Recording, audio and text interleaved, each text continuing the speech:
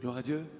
Nous voulons voir Jésus élevé comme un étendard sur ce pays, pour montrer à tous la vérité. On veut élever nos voix et nos cœurs ce matin. Et le chemin vers On veut voir Jésus élevé. Nous voulons Amen. voir Jésus élevé. Avançons ensemble, gagnons du terrain dans la prière. Sur ce pays. Et proclamons qu'il est notre roi et sauveur. Montrer à tous la vérité. Et le chemin vers le Encore. Nous voulons voir Jésus élevé comme un étendard sur ce pays, pour montrer à tous la vérité et le chemin vers le ciel. Nous voulons voir, nous voulons voir, nous voulons voir Jésus élevé. Nous voulons voir, nous voulons voir, nous voulons voir Jésus élevé. Pas à pas, allons de l'avant, peu à peu, gagnons du terrain. La prière est notre puissance, les murailles s'écoulent à terre, à terre, à terre, à terre. Nous voulons voir Jésus élevé comme un étendard sur ce pays, pour montrer à tous la vérité et le chemin vers le ciel. Nous voulons voir Jésus élevé comme un étendard sur ce pays, pour montrer à tous la vérité et le chemin vers le ciel. Nous voulons voir, nous voulons voir, nous voulons voir Jésus élevé. Nous voulons voir, nous voulons voir, nous voulons voir Jésus élevé. Oh, oh, oh, oh. Oh, oh, oh, oh, oh, oh. Partout sur terre, ta beauté nous éclaire quand tu es là. La nuit devient lumière, tu es le fleuve qui jaillit du désert et le chemin au milieu de la mer.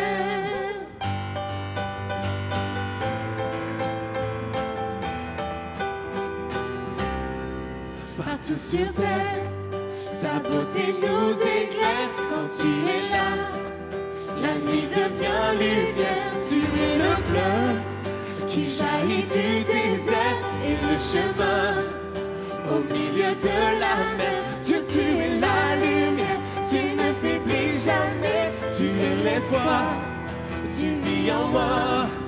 Et dans l'obscurité, tu ne faillis jamais, tu es l'espoir, tu viens éclairer ma voie. Oh, oh, oh, oh.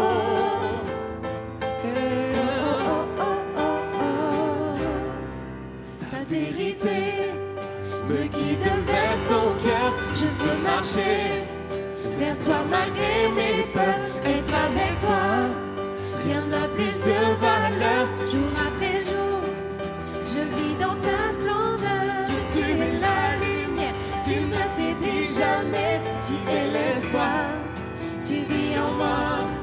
Et dans l'obscurité, tu ne faillis jamais, tu es l'espoir, tu viens éclairer ma voie. Oh, oh, oh, oh.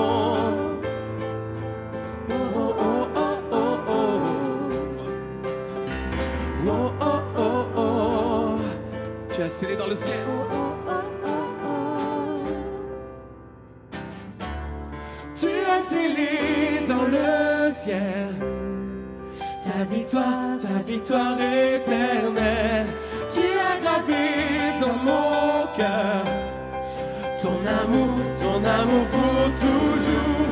Tu as scellé dans le ciel ta victoire éternelle. Tu as gravé dans mon cœur ton amour. Oh, oh, oh, oh. Oh, oh, oh, oh, oh, oh. Tu es la lumière, tu ne faiblis jamais, tu es l'espoir, tu vis en moi. Et dans l'obscurité, tu ne faillis jamais, tu es l'espoir. Encore une fois. Tu viens éclairer mon Dieu, tu es la lumière, tu ne faiblis jamais, tu es l'espoir, tu vis en moi.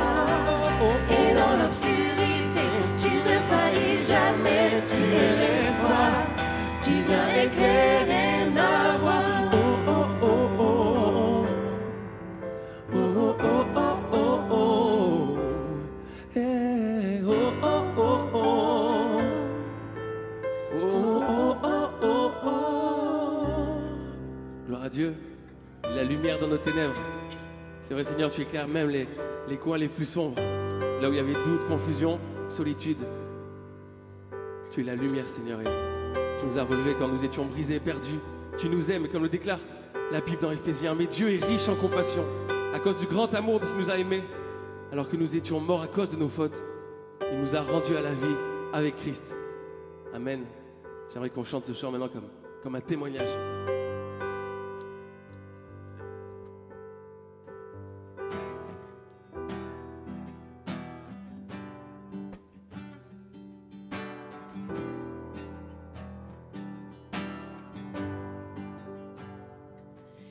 J'étais brisée, vide et sans espoir.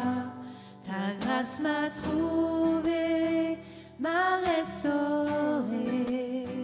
Je n'ai rien à moi, mais tel que je suis, tu me libères, tu me libères.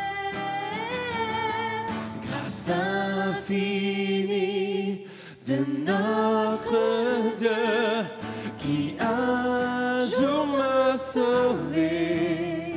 Oh, oh, oh, j'allais errant de lieu en lieu quand tu m'as retrouvé. Et maintenant je vois l'amour, la grâce dans tes yeux, donnant ta vie pour moi, me ramenant de la mort à la vie.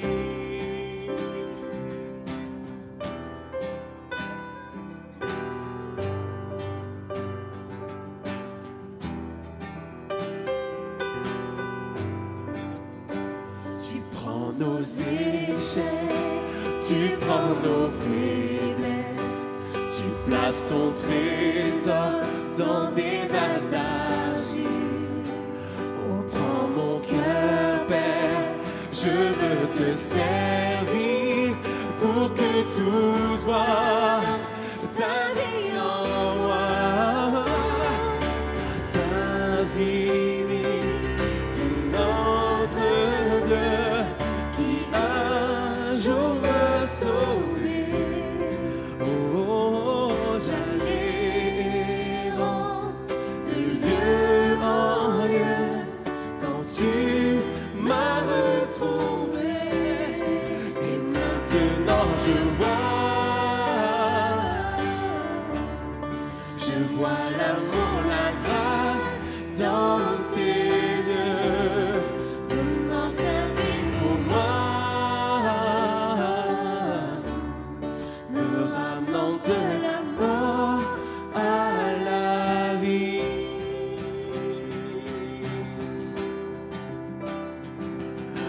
Oh,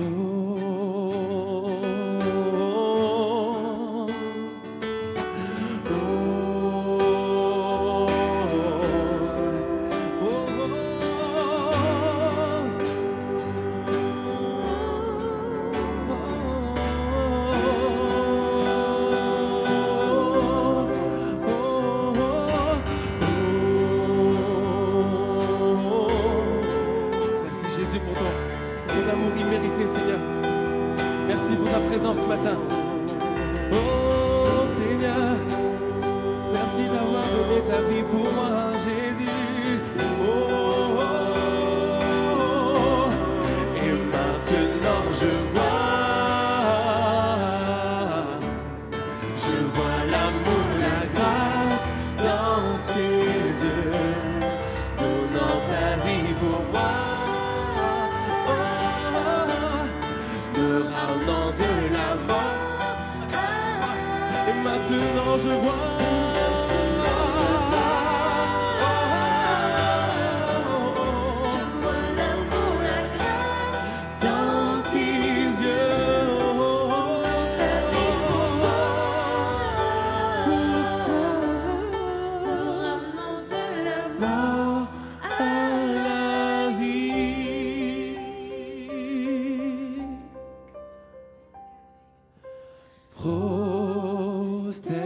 prosternez-vous devant votre roi.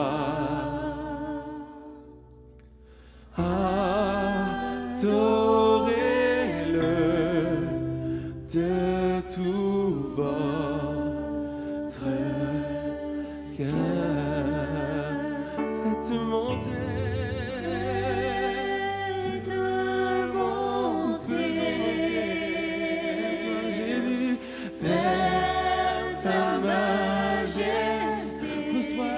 Reçois l'adoration, oui, des chants de gloire pour votre roi. Oui, prosternez-vous,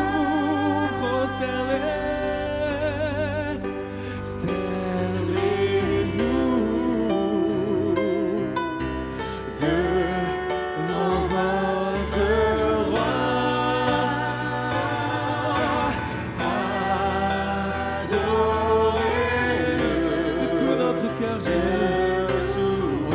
Seigneur, de tout notre cœur ce matin.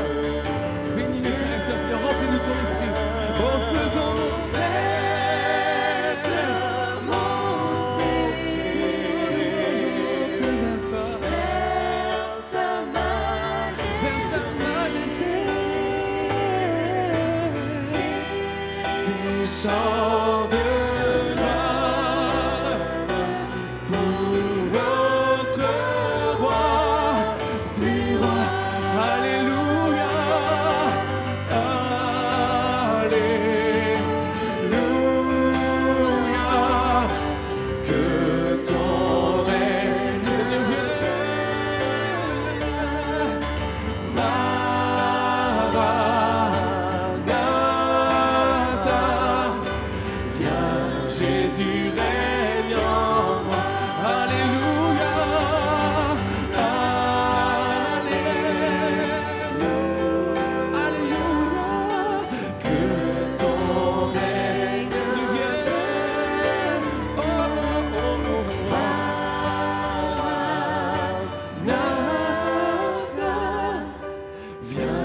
Jésus règne en moi.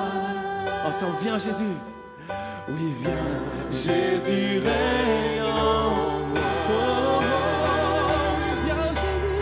Viens Jésus règne en moi. Magnifique est le Seigneur. Magnifique est le Seigneur. Magnifique est le Seigneur, digne de louange, tu magnifique, oh, magnifique est le Seigneur, magnifique est le Seigneur, magnifique est le Seigneur, digne de louange. Adorons Jésus, adorons Jésus, prosternons nos cœurs, inclinons nos vies. Il est le Sauveur, amour infini. Oui, adorons, adorons Jésus. Nous levons nos mains, pour lui rendre gloire. Il est le chemin, il est notre espoir. Encore adorons, adorons Jésus. Prosternons nos cœurs, inclinons nos vies. Il est le Sauveur, amour infini. Adorons, adorons Jésus. Nous levons nos mains pour lui rendre gloire. Il est le chemin, il est notre espoir. De tout notre cœur magnifique, magnifique est le Seigneur. Magnifique est le Seigneur. Magnifique est le Seigneur. Digne de louange, magnifique. Magnifique est le Seigneur. Magnifique est le Seigneur. Magnifique est le Seigneur. Digne de louange. Oui, Seigneur, reçois notre adoration. Nous Je louerai l'Éternel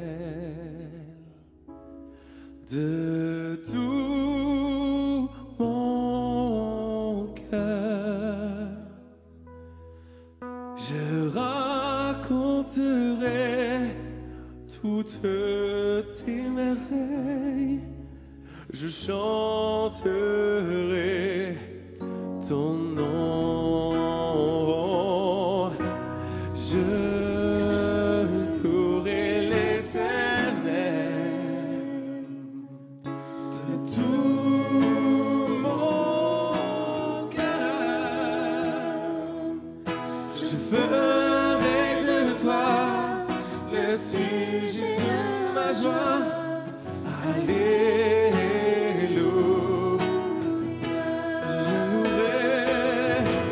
Je louerai l'Éternel de tout mon cœur. Je raconterai toutes tes merveilles. Je chanterai ton nom. Je louerai l'Éternel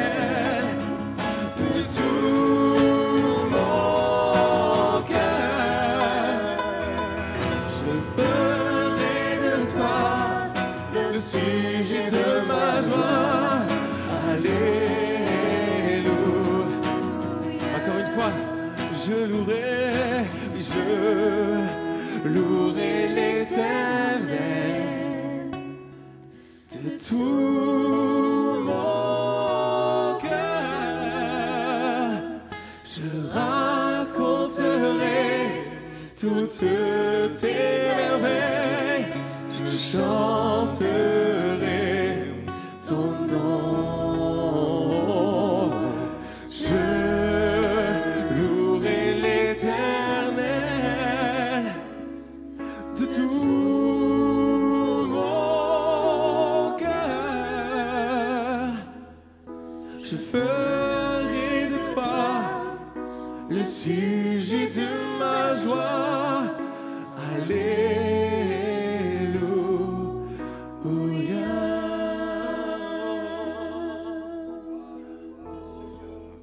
Amen. Alléluia, que Dieu soit béni. Bienvenue à tous.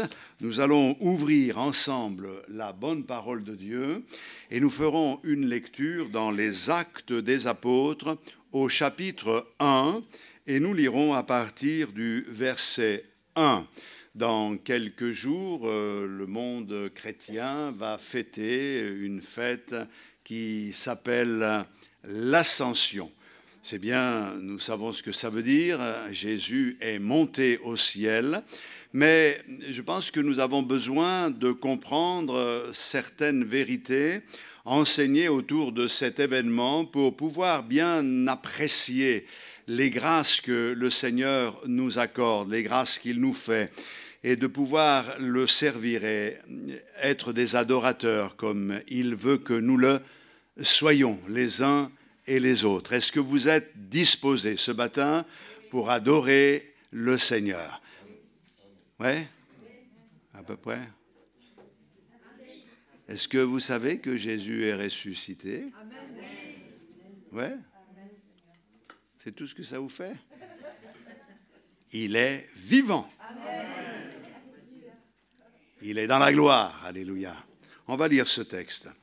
Théophile, j'ai parlé dans mon premier livre de tout ce que Jésus a commencé de faire et d'enseigner dès le commencement, jusqu'au jour où il fut enlevé au ciel, après avoir donné ses ordres par le Saint-Esprit aux apôtres qu'il avait choisis. Après qu'il eut souffert, il leur apparut vivant et leur en donna plusieurs preuves, se montrant à eux pendant 40 jours et parlant des choses qui concernent le royaume de Dieu. Comme il se trouvait avec eux, il leur recommanda de ne pas s'éloigner de Jérusalem, mais d'attendre ce que le Père avait promis. Ce que je vous ai annoncé, leur dit-il, car Jean a baptisé d'eau, mais vous, dans peu de jours, vous serez baptisés du Saint-Esprit. Alors les disciples réunis lui demandèrent, « Seigneur, est-ce en ce temps que tu rétabliras le royaume d'Israël ?» Il leur répondit, « Ce n'est pas à vous de connaître les temps ou les moments que le Père a fixés de sa propre autorité. Mais vous recevrez une puissance, le Saint-Esprit survenant sur vous, et vous serez mes témoins à Jérusalem, dans toute la Judée, dans la Samarie, et jusqu'aux extrémités de la terre. » Après avoir dit cela, il fut élevé pendant qu'il le regardait, et une nuée le déroba à leurs yeux. Et comme ils avaient les regards fixés vers le ciel pendant qu'ils s'en allaient, voici 2 hommes vêtus de blanc leur apparurent et dirent, « Hommes galiléens, pourquoi vous arrêtez-vous à regarder au ciel ? Ce Jésus qui a été enlevé au ciel du milieu de vous reviendra de la même manière que vous l'avez vu allant au ciel. » Alors ils retournèrent à Jérusalem de la montagne appelée des Oliviers, et qui est près de Jérusalem, à la distance d'un chemin de sabbat. Quand ils furent arrivés, ils montèrent dans la chambre haute, où ils se tenaient d'ordinaire. C'étaient Pierre, Jean, Jacques, André, Philippe, Thomas, Barthélemy, Matthieu, Jacques, fils d'Alphée, Simon, le Zélote, et Jude, fils de Jacques. Tous d'un commun accord persévéraient dans la prière avec les femmes et Marie, mère de Jésus, et avec les frères de Jésus. Amen.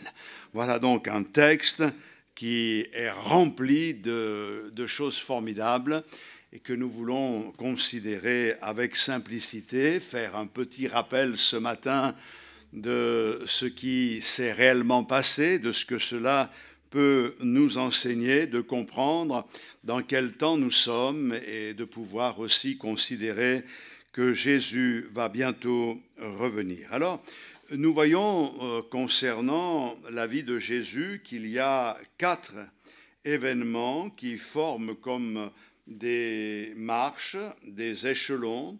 C'est comme un escalier, chaque échelon amène à un autre, et il y en a 4 pour nous amener vers la lumière, vers cet épanouissement spirituel.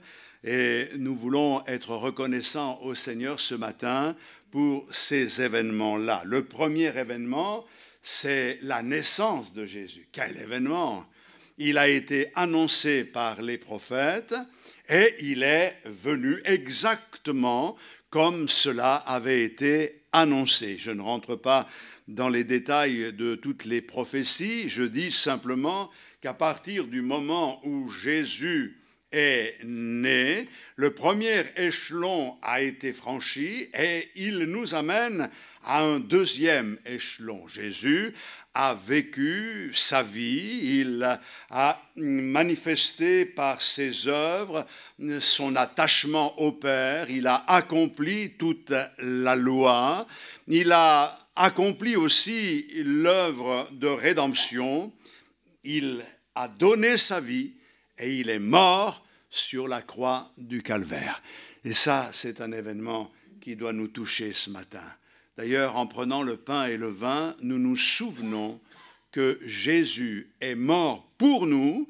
Il a pris nos infirmités, il a pris notre culpabilité, il a pris nos péchés, il a pris la mort qui régnait sur nous, il a pris nos souffrances, et il est mort, les emportant dans la mort, afin que nous en soyons libérés. Il nous a, par ce sacrifice, réconciliés avec le Père.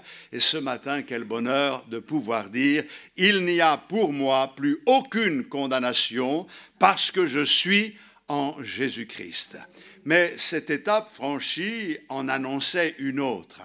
Il fallait que la mort soit vaincue, que le diable soit vaincu, que l'esprit du monde soit vaincu. Il fallait que la victoire soit retentissante. Et Jésus, qui est descendu dans le tombeau, est ressuscité le troisième jour. Il a été vivant et il a parlé avec ses disciples. Le quatrième événement, c'est que ce Jésus qui est ressuscité après avoir passé 40 jours avec ses disciples, est remonté au ciel. C'est l'ascension. Il est parti dans la gloire et ça nous intéresse ce matin de voir ce qui peut être dit concernant cette ascension de notre Seigneur Jésus. Chaque événement en annonce un autre. Nous savons que nous sommes arrivés à la 4e marche. Jésus est monté au ciel, mais cela annonce un 5e événement qui est pour bientôt, je peux déjà le dire, Jésus va revenir pour chercher les siens. À Dieu soit la gloire. Alors pourquoi l'ascension de Jésus est-elle importante ? Luc, qui a écrit les Actes des Apôtres, nous dit exclusivement que Jésus est resté avec eux pendant 40 jours. Après qu'il eut souffert, il leur apparut vivant et leur en donna plusieurs preuves, se montra à eux pendant 40 jours et parlant des choses qui concernent le royaume de Dieu. Durant ce temps, Jésus a donné des preuves. C'est ce qui est écrit. Il donna plusieurs preuves. Jésus est resté 40 jours, et c'est important pour nous de le savoir, pour donner des preuves. Je me souviens avoir lu un article d'un historien, chercheur, qui a dit ceci: il y a dans l'histoire plus de preuves de la résurrection de Jésus-Christ que de toutes les campagnes de Napoléon.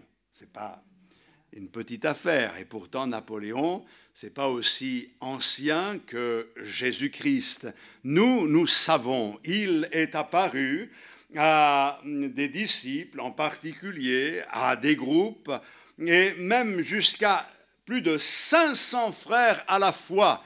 Imaginez la démonstration de ce témoignage de la puissance de Dieu. Nous l'avons vu, nous y étions, il nous est apparu, il nous a parlé. C'est formidable de pouvoir dire cela. Et pourquoi Jésus est-il resté 1 mois et demi environ avec ses disciples pour donner ses preuves? Premièrement, mais également, comme le dit le texte, il passe du temps à parler des choses qui concernent le royaume de Dieu. Il reste avec eux pour qu'ils puissent être aidés à faire le lien entre ce qu'il avait annoncé, ce qui est en train de se passer, ce qui va se produire. Le Seigneur est un pédagogue extraordinaire, il sait s'y prendre avec ses disciples, il ne les laisse pas dans le brouillard, il leur parle avec clarté. Et nous remercions le Seigneur d'avoir fait cela et de nous donner ces précisions qui nous aident, car elles sont à la base de notre foi. Nous savons que nous n'avons pas besoin d'autres preuves, que Jésus est ressuscité. Et même si nos yeux de la chair ne l'ont pas vu, nous l'avons vu et nous le voyons encore à l'œuvre dans nos vies. Sa parole nous est révélée et cette parole nous éclaire. Elle nous fait tellement de bien. Elle illumine nos âmes. Elle élève nos cœurs. On sait une chose, c'est qu'en méditant ses paroles, en entendant sa parole, en partageant cette parole, nous comprenons que ce n'est pas la parole d'un homme, elle n'a pas été inventée, c'est vraiment la parole de Dieu. Elle élève nos cœurs, elle nous élève jusqu'à Dieu, elle nous aide à être ces adorateurs qui adorent d'une manière nourrie le Seigneur. Nous adorons le Seigneur, pas comme on acclamerait quelqu'un qu'on ne connaît pas, on ne sait pas qui il est, mais on sait qu'il a fait quelque chose de grand. Nous acclamons le Seigneur parce que nous savons qui il est. Nous savons ce qu'il a dit et ce qu'il a dit est vrai et nous le confessons ce matin. Ensuite, l'Ascension a montré que le temps de Jésus sur la terre s'est terminé. C'était un temps et maintenant c'est fini. Et il y a là un message qui est adressé par des anges qui sont appelés des hommes au verset 11.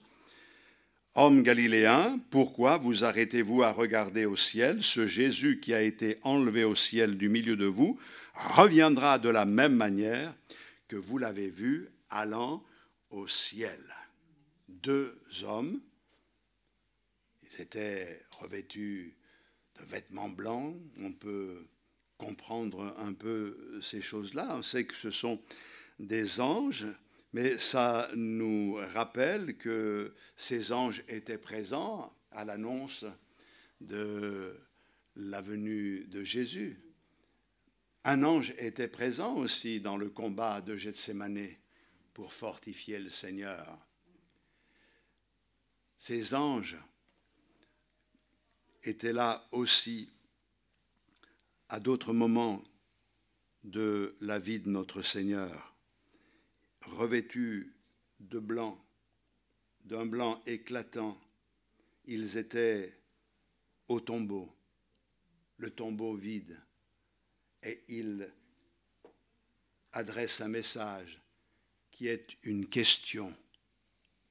Pourquoi cherchez-vous parmi les morts celui qui est vivant? Mes frères et sœurs, je crois que cette question qui vient du ciel doit être considérée avec beaucoup d'attention de notre part. Elle nous concerne. Pourquoi cherchez-vous parmi les morts celui qui est vivant? Dans la religion chrétienne, il y a toutes sortes de formes de culte, mais bien souvent, la vénération qui est apportée au Seigneur ressemble plus à une forme de vénération qui est donnée, offerte, des parfums apportés à quelqu'un qui est mort. Il est mort. Il a été, mais il n'est plus. Il est, entouré de toute l'affection de ceux qui se disent les fidèles du Seigneur. Mes frères et sœurs, notre culte n'est pas une vénération de celui qui est mort. Et c'est pour cette raison que nous n'avons pas de crucifix avec un Christ sur la croix pour démontrer que Jésus est comme encore mort. On n'est pas là pour renouveler le sacrifice de Jésus, même si ça pose un petit problème dans votre compréhension. La Sainte Seine, ce n'est pas le renouvellement du sacrifice de Jésus-Christ, c'est la commémoration de ce qu'il a fait jusqu'à ce qu'il revienne. Il n'est pas resté dans la mort, il est vivant. Et ce matin, ça doit me parler. Jésus est ressuscité, Jésus est vivant. vivant. Alléluia. Et je crois que ça, c'est quelque chose qui est grand. Si j'avais été avec les disciples, j'aurais été comme eux, j'aurais regardé le ciel, j'aurais cherché à le voir jusqu'au dernier instant, et ne le voyant plus, pendant longtemps, je serais resté à regarder vers le ciel. Vous comprenez le message? Pourquoi regarder au ciel? Ce Jésus qui a été enlevé du ciel, du milieu de vous, reviendra de la même manière. Il y a là comme quelque chose qui les subjugue, qui les attire, le ciel. Ils regardent, mais les anges disent, c'est pas le moment de rester dans cette forme-là de contemplation, de regarder au ciel. Il y a une mission que vous devez accomplir, et nous y reviendrons dans quelques instants. Je comprends que les disciples aient été bouleversés par ce qui était en train d'arriver. Ils avaient en 3 ans et plus vu des choses tellement étonnantes de la part du Seigneur. Il a guéri des malades, il a ressuscité des morts, il a apporté des révélations vraiment grandioses, il a nourri toute une foule avec presque rien. Et là maintenant, il ressuscite d'entre les morts. Il y a là un bouleversement dans leur vie. Il a ressuscité des morts. Il se ressuscite tout seul.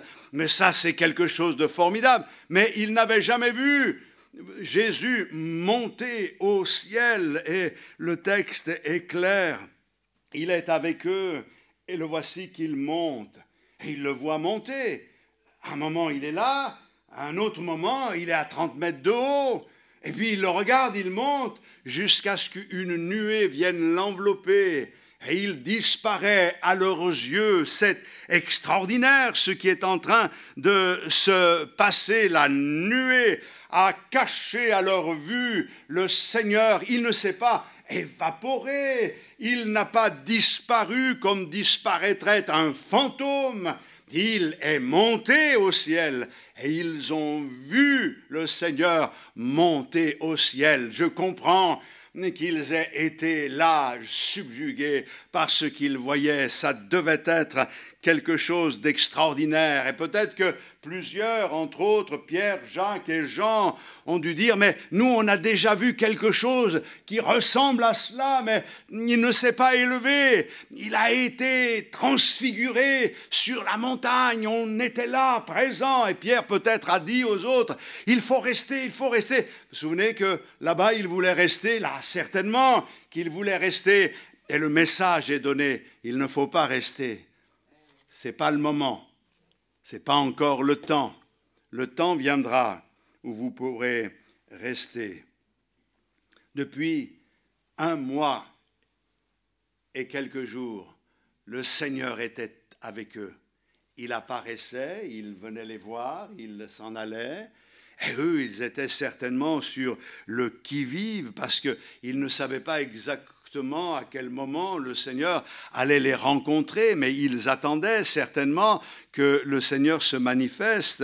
Et les 11 avaient besoin d'entendre le message qui est donné par les anges ici. Pourquoi restez-vous là à regarder le ciel? Ce Jésus qui est monté du milieu de vous, qui a été enlevé du milieu de vous, reviendra de la même manière. Alléluia. C'est comme si le message nous était donné, et on y revient en conclusion tout à l'heure. C'est absurde de regarder continuellement le ciel quand il est vide. On doit passer à l'étape suivante. Et l'étape suivante, c'est l'évangélisation. C'est apporter la vie là où règne la mort. Donc, l'ascension marque la fin de la vie terrestre de Jésus. Et l'ascension de Jésus a révélé que celui qui est monté, il reviendra. De la même manière que tous les événements se sont accomplis à la lettre autant marqués par Dieu, nous pouvons être sûrs d'une chose, que Jésus reviendra. Alors pourquoi l'ascension de Jésus est-elle pertinente? On pourrait, au moment où Jésus est enlevé, être de ceux qui objectent et disent « mais c'est dommage, le départ de Jésus va compromettre l'évangélisation, ça commençait tellement bien ». Imaginez un instant que Jésus vive quelque part en Israël aujourd'hui. On ne compterait pas le nombre de charters envoyés pour que des personnes aillent le voir, essayer de le rencontrer, des chercheurs spirituels, et ça serait vraiment un business pour ce monde incroyable. Mais il serait en Israël, mais il ne serait pas partout. L'ascension a fait le contraire de ces objections qui pourraient être mises en avant. L'ascension ouvre une nouvelle étape. Jésus est enlevé, il va au ciel. Le Père l'appelle à lui, il s'en va. Il y va volontiers, c'est lui-même qui l'a demandé. Mais le Saint-Esprit qui a été promis par Jésus-Christ est répandu. Lorsque j'aurai atteint le ciel, lorsque je serai dans la gloire, je vous enverrai l'autre consolateur. Et vous savez que la Pentecôte est encore là une preuve que Jésus est arrivé. Il n'est pas encore en train de monter, il est bien arrivé. Le Saint-Esprit a été répandu, comme vous pouvez le voir et l'entendre, dira l'apôtre Pierre. Et ça, c'est quelque chose de vraiment grand et merveilleux.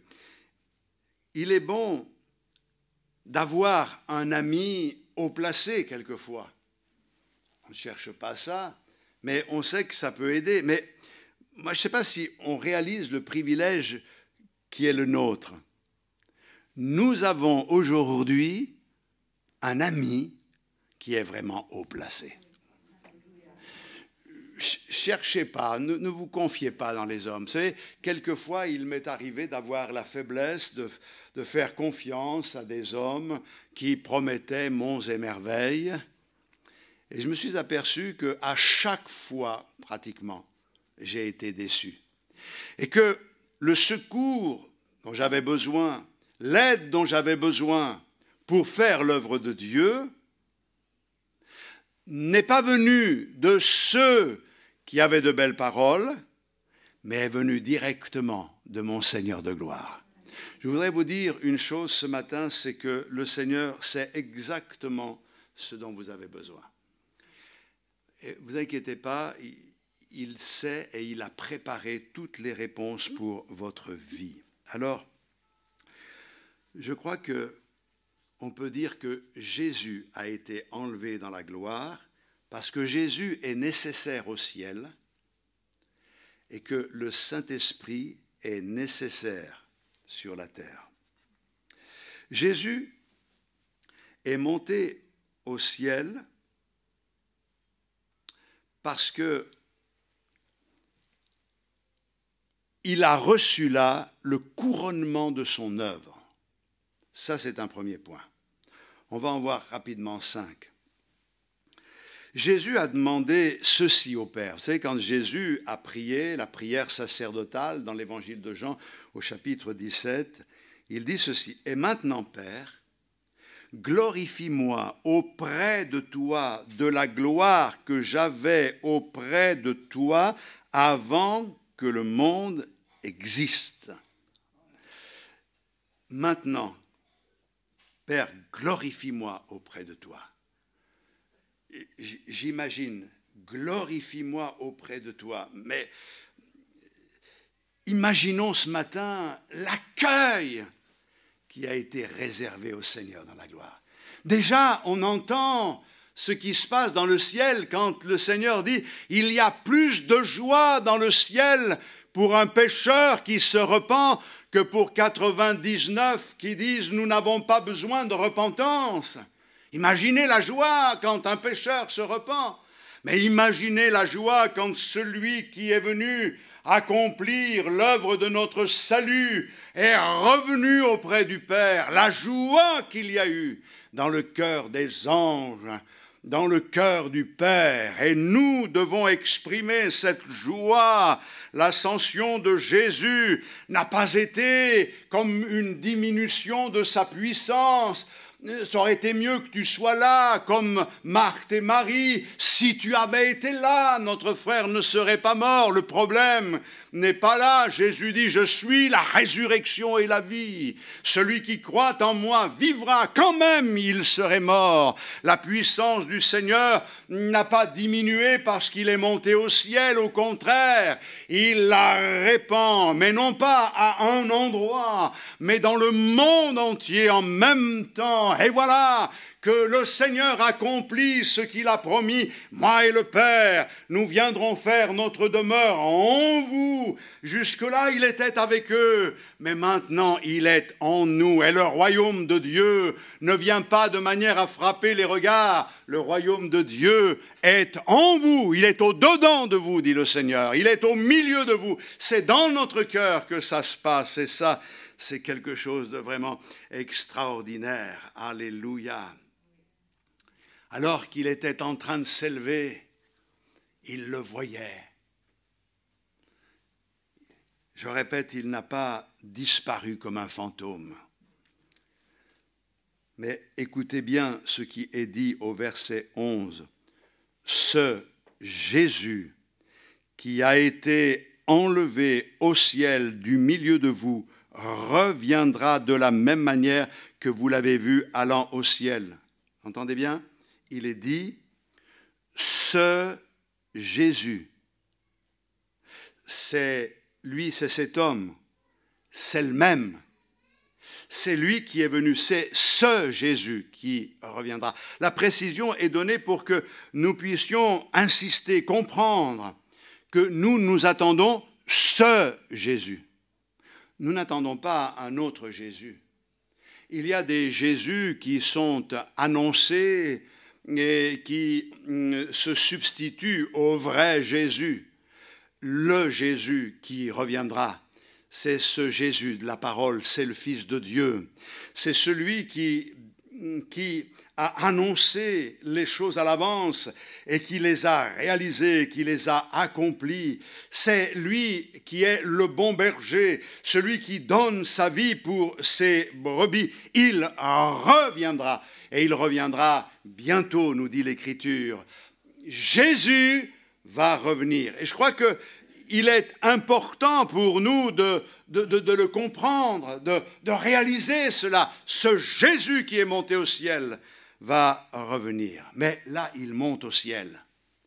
Et le deuxième événement, c'est que dans le ciel, Jésus assure notre place. Il a dit dans l'évangile de Jean, « Je m'en vais vous préparer une place. » Si je pars, c'est pour vous préparer une place. Savez-vous que depuis que le Seigneur est monté au ciel, il nous prépare une place? Ah bien, ça fait du temps, hein? Oui, mais plus le temps passe et plus cette place sera agréable. Elle nous conviendra parfaitement parce que nous avons cette espérance. Alléluia. Et puis nous devons savoir aussi que Jésus est monté au ciel. Et comme le dit Romains au chapitre 8, je vais lire le verset, Romains chapitre 8, verset 34.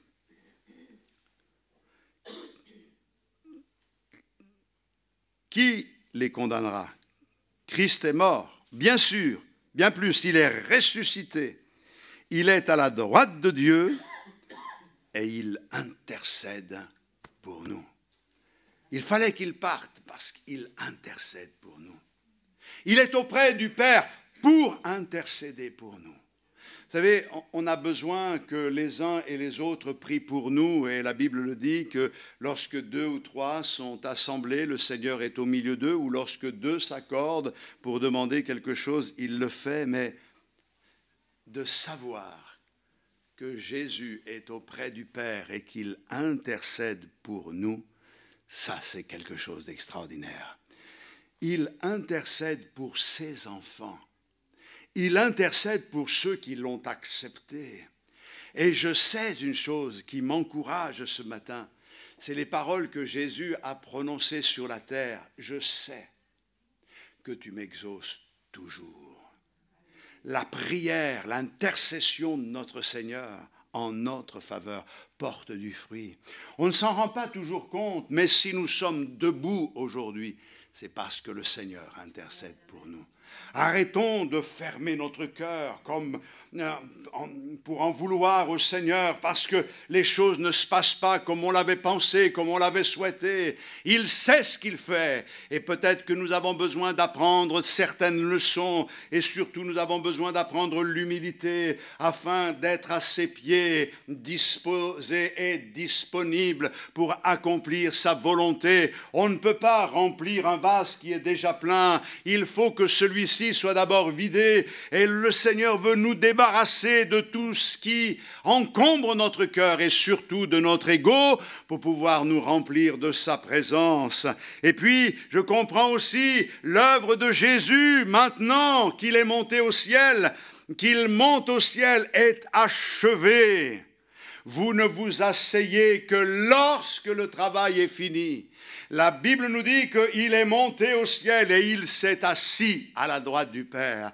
On comprend, le Seigneur a accompli une œuvre formidable. Et regardez, dans le ciel, il s'assoit. Je crois qu'il est satisfait. Il a accompli une œuvre extraordinaire. Dans l'Épître aux Hébreux, au chapitre 10, lui, au verset 12, après avoir offert un seul sacrifice pour les péchés, s'est assis pour toujours à la droite de Dieu, attendant désormais que les ennemis soient devenus son marchepied. Il est assis dans la gloire. Et mes frères et sœurs, je ne sais pas pour vous, mais pour moi, le fait de me projeter et de visionner, le fait que Jésus est assis à la droite du Père après avoir accompli son œuvre me donne un déclic, un encouragement, une force. C'est fait, c'est gagné. C'est vrai qu'il y a encore quelques luttes, quelques combats, ici-bas nous les aurons encore, mais c'est vrai. Tout a été accompli à la croix du Calvaire. Alléluia. Je pense à ce triste témoignage de ce couple âgé qui était au chevet de leur fils de 33 ans qui était en train de mourir d'un cancer. Et ils étaient bien sûr dans la tristesse et juste avant de mourir, le jeune homme s'adresse à ses parents en essayant le plus possible de montrer sa confiance et sa joie. Et il dit, ne vous inquiétez pas pour moi, je suis juste transféré au siège. J'ai trouvé ça vraiment touchant. Qu'est-ce qui a donné à ce jeune homme une telle confiance? Jésus a accompli notre salut. Il a tout fait. Il est monté au ciel. Il peut s'asseoir. Ça y est, c'est fait. Le salut maintenant va se répandre. Ma grâce va se répandre. Non pas qu'elle était bloquée jusque-là. La grâce de Dieu a toujours agi. Mais là, l'accès au ciel est donné aux pécheurs. Et nous savons comment ça s'est passé dans les jours qui ont suivi. Nous pouvons vivre à cause de ce fait que Christ est assis à la droite de Dieu avec audace, avec confiance, car nous savons, frères et sœurs, que notre roi est assis sur le trône. Les rois de la terre passeront, tous ceux qui braillent dans nos postes de télé passeront, vous inquiétez pas, mais notre Seigneur, lui, demeure éternellement. Il est assis sur le trône, il regarde les grands de la terre et il rit, il est obligé de rire parce qu'il se croit tellement intelligent, mais lui, il sait que c'est pas ça. Nous, notre roi est sur le trône. Alléluia. Lorsque le roi Osias est mort et qu'Ésaïe est dans le temple, qu'est-ce qu'il voit? Il voit la gloire de Dieu. Il voit le Seigneur assis sur son trône. Ah, le roi est mort, il n'y a plus de roi, mais le roi, le vrai roi, notre roi, nous, c'est notre Seigneur. Et puis, il y a une cinquième chose dans la gloire, dans le fait que Jésus soit enlevé dans la gloire, l'ascension, c'est que Jésus envoie le Saint-Esprit. Et au verset 5, Jean a baptisé d'eau, mais vous, dans peu de jours, vous serez baptisés du Saint-Esprit. Et nous savons ce qui s'est produit. Alléluia. On va lire au chapitre 2, le verset 33. Chapitre 2, verset 33. Élevé par la droite de Dieu, il a reçu du Père le Saint-Esprit qui avait été promis et il l'a répandu comme vous le voyez et l'entendez. Alléluia. Donc on voit une chose extraordinaire, c'est que le Seigneur est monté au ciel, mais il ne nous a pas laissés orphelins. Il a fait une promesse et il l'a accomplie. Le Saint-Esprit a été répandu et aujourd'hui, nous avons la promesse que les choses promises sont pour nous. Priez le Seigneur, demandez au Seigneur de vous baptiser dans le Saint-Esprit. Non pas pour faire du bruit, pour faire n'importe quoi, mais le baptême du Saint-Esprit a été donné comme une puissance venant sur vous afin que nous soyons des témoins. L'Esprit de Dieu nous est donné pour que nous soyons ses témoins. Jésus est monté au ciel, mais là maintenant, vous revêtez cette puissance pour pouvoir annoncer Christ, pour annoncer les merveilles de Christ. Nous pouvons nous en imprégner et nous pouvons les partager, nous pouvons les dire. Alléluia. Et c'est pour cette raison que l'ascension, c'est un message vraiment fort. Ce Jésus qui est monté, ce Jésus reviendra de la même manière. Oh, je répète, il ne s'est pas évaporé, il n'a pas fait un tour de passe-passe. Ils l'ont vu monter et de la même manière, il reviendra de la même manière que nous l'avons vu monter au ciel, enfin qu'ils l'ont vu monter au ciel, car il y a des choses qui sont à saisir dans ces enseignements de la parole de Dieu. Les anges annoncent la seconde venue de Jésus. Ils montent au ciel et déjà les voici en train de dire, il reviendra, il va revenir vous chercher, le Seigneur. Et vous savez, le retour de Jésus, la deuxième venue de Jésus va se produire et se passer de la même manière que le fait qu'il soit enlevé au ciel, la manière dont il a été enlevé au ciel, à quelques petites différences près, les voyons, puisque le Seigneur nous les explique dans sa parole. L'ascension a été une affaire privée. On retrouve les 11 autour du Seigneur Jésus. Il n'y a pas Judas, vous savez pourquoi, mais les 11 sont présents. Mais nous savons aussi que lorsque le Seigneur reviendra, Apocalypse 1:7, voici, il vient avec les nuées et tout œil le verra, même ceux qui l'ont percé et toutes les tribus de la terre se lamenteront à cause de lui. Il reviendra et tout œil le verra. L'ascension a été locale, c'est-à-dire qu'il était en dehors de Jérusalem, à un peu plus d'1 kilomètre, la Bible dit, et il a été enlevé au ciel. Quand il reviendra, il y a une dimension dans le retour de Jésus qui nous concerne, nous personnellement, mais qui aussi une autre qui concerne le monde. Tout œil le verra. Il a été enlevé seul, mais il reviendra avec un cœur. Vous n'avez jamais lu ça? 1 Thessaloniciens chapitre 4, verset 14.